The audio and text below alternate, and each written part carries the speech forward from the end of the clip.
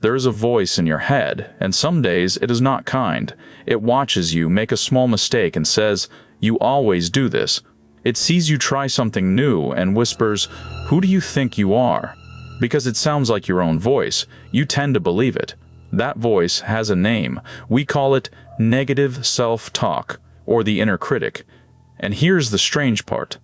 Most of us would never speak to a friend the way we speak to ourselves. We would never tell someone we love, "You are hopeless, you will never change." Yet we say it to ourselves quietly all day long, and we call it being realistic. Today, slowly and gently, we are going to learn how to quiet that voice, not by fighting it, but by understanding it and choosing, again and again, to be a little kinder. 7 calm truths. Stay with me. Before we begin, let us agree on one thing. The goal is not to silence every difficult thought forever. That is not possible, and chasing it would only become one more thing to fail at. The goal is softer. It is to change your relationship with the voice in your head, so that when it speaks, you no longer hand it the steering wheel. Think of the inner critic like weather. Some days a storm rolls in, loud and dark and certain. You cannot stop it from arriving, but you can stand inside and watch it pass through the window, instead of running out into the rain. That is what we are practicing. Each truth is a small shift in how you stand, and after each one I will offer a tiny practice you can do in under a minute. You do not have to be perfect at this, you only have to begin. The first calm truth is this: you are not your thoughts. This sounds simple, but living it changes everything. When a harsh thought arrives, it feels like a fact about who you are. I am a failure. I am behind everyone else. But notice the shape of that. There is the thought, and then there is you, the one who is aware of it. You are the sky, and thoughts are the weather moving across it. A passing storm does not change what the sky is made of. In the same way, a cruel thought does not define you. It is mental weather, not the truth of your being. The critic wants you to believe that you and the thought are the same, because then you cannot argue, you can only obey. So step back just an inch and notice that you are the one watching the thought. Try this now. The next time you catch a harsh thought, change one word. Instead of saying, "I am a failure," say, "I am having the thought that I am a failure." Notice how that small phrase creates space. You are no longer trapped inside the sentence. You are standing beside it, looking at it. The second calm truth is that the inner critic is not the truth. It only sounds true because it is loud and familiar. We tend to believe the harshest voice in the room is the most honest one, as if cruelty were somehow clear-eyed. But that is backwards. The critic is not a wise judge weighing the facts. It is an old, frightened part of you that learned, long ago, that if it attacked you first, maybe it could protect you from being hurt. That is not honesty. That is fear wearing the mask of truth. When the critic says, "Everyone can see you are a fraud," ask yourself, is this a fact or just an old alarm going off? Facts can be checked. Alarms only feel urgent. Once you can tell a true thing from a loud thing, the critic loses most of its power. Here is your practice.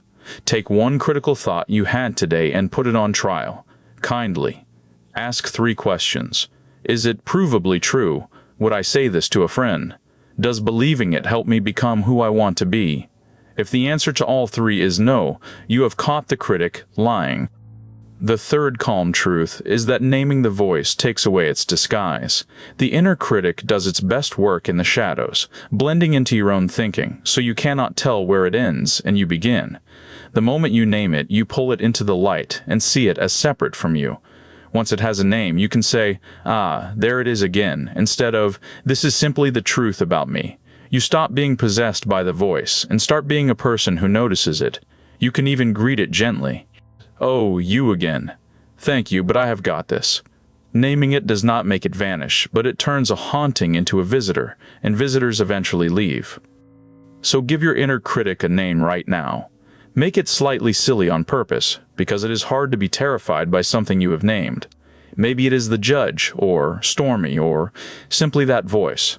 The next time it speaks up, narrate it softly. "There goes Stormy again." That reminds you that you are the listener, not the message. The fourth calm truth is the heart of all of this. Talk to yourself the way you would talk to someone you love. Picture a dear friend sitting across from you, telling you that they failed, that they feel stupid, that they let everyone down. You would not lean in and say, "Yes, you really are hopeless." You would soften. You would say, "Hey, this is hard, but you are human, and you are doing your best with a difficult day." You already offer that kindness to others without thinking. The trouble is, we have a strange rule that says compassion is for everyone except ourselves, as if only harshness could keep us moving. But the truth is the opposite. People grow best in warmth, not in fear. So when you stumble, turn the same gentleness inward that you so freely give away. Try this small thing. Think of one struggle you are facing right now. Then ask, what would I say to a close friend who told me this exact thing? Hear the warmth in those words. Now say them to yourself, using your own name. It may feel awkward. Do it anyway. That awkwardness is just an old habit gently breaking. The fifth calm truth is to question the thought and look for the real evidence. The inner critic loves to make sweeping claims and then rush past them before you can check.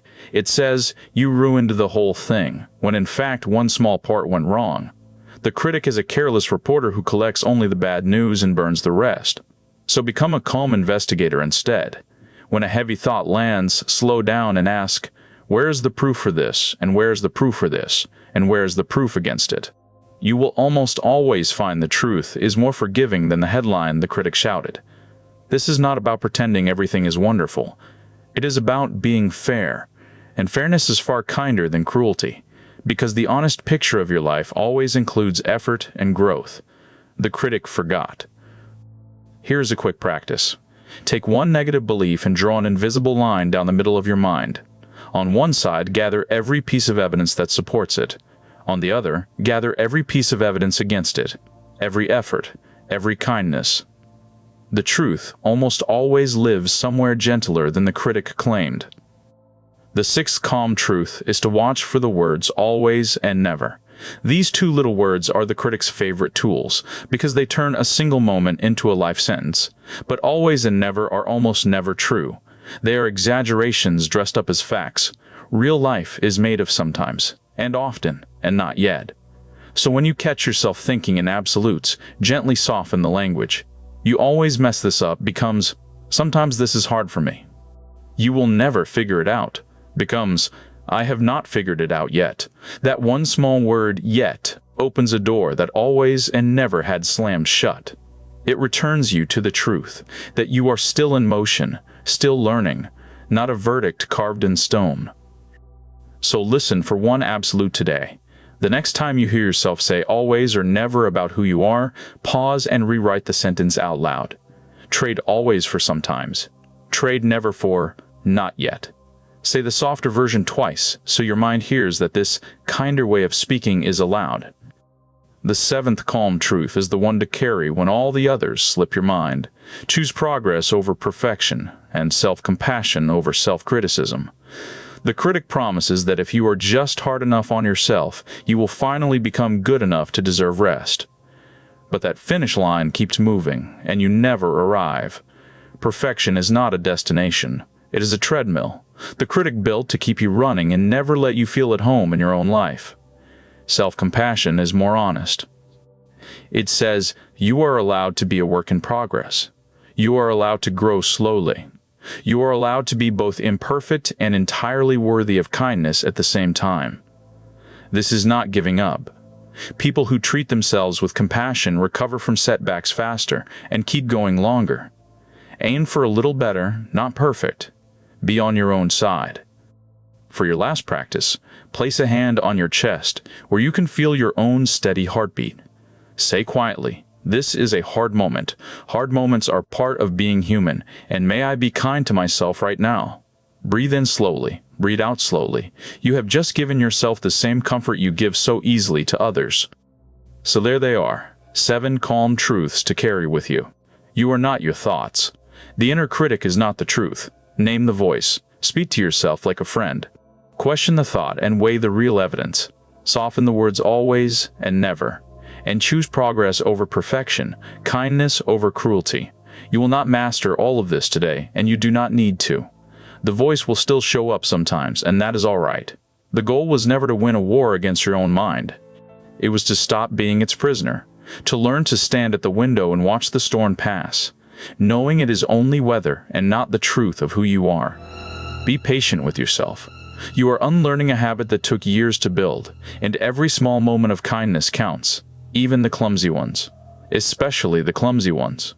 If this helped you feel a little kinder to yourself, take a second to subscribe and leave a like.